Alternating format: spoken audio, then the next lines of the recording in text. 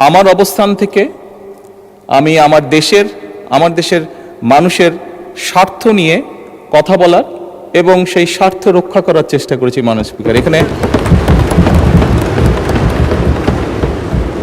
মাননীয় স্পিকার, এখানে আমাদের কারোরই কোনো ব্যক্তিগত কোনো বিষয় নেই।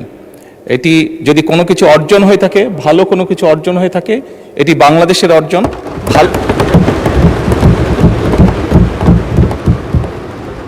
এই সফরের মাধ্যমে যদি দেশের মানুষের কোনো অর্জন হয়ে থাকে, সেটি এই দেশের মানুষের অর্জন মাননীয় স্পিকার।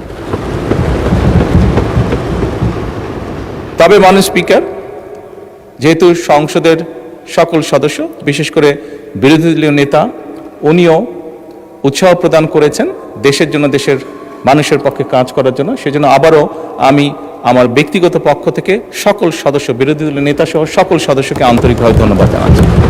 ধন্যবাদ।